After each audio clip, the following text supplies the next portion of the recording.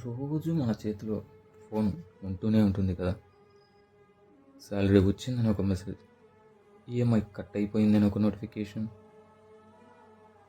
అదే సమయంలోనే limited offer alert అని ఇంకొక మెసేజ్. డబ్బు ఖాతాలోకి వస్తుంది, కానీ మనసులో నిద్ర బయటికి వెళ్ళిపోతుంది. అదే క్షణంలో నేల మీద ఒక చిన్న చీమ నడుస్తూ ఉంటుంది.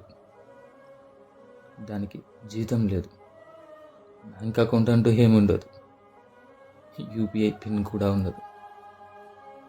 అయినా దానికి భయం లేదు. ఎందుకంటే చీమ ఈ రోజు మీద మాత్రమే ఆధారపడి పనిచేయదు. రేపటిని కూడా గుర్తుకు పెట్టుకొని నిశ్శబ్దంగా సిద్ధం చేసుకుంటుంది.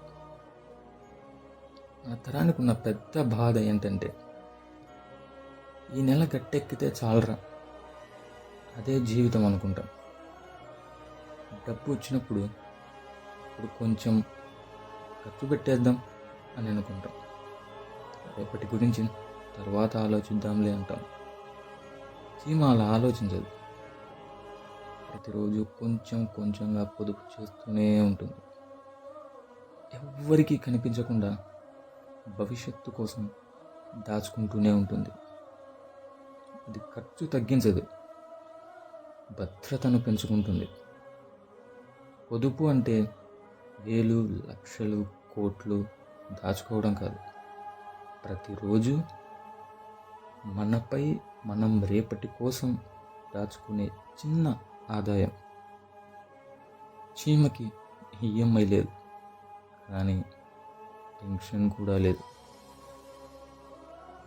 ప్రకృతి మనకు చెప్పేది ఇదే: రేపటికి భయపడొద్దు, కానీ ఈ రోజుని నిర్లక్ష్యం చేయొద్దు. చీమ ఎప్పుడు పేద కాదు, ఎందుకంటే అది డబ్బుని కాదు, తను చేసే అలవాట్లను గౌరవిస్తుంది. ఇప్పుడున్న జనరేషన్లో ఎప్పుడు ఎవరికి ఏమవుతుందో ఎవ్వరికీ తెలియదు.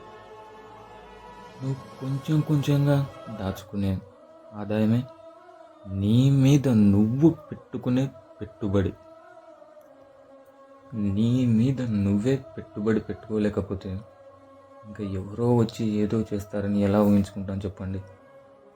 ఒకరు రావాలి, ఒకటి చేయాలి అని చీమ ఎప్పుడు తన పని తాను వాయిదా వేయదు, ఒకరి మీద ఆధారపడదు.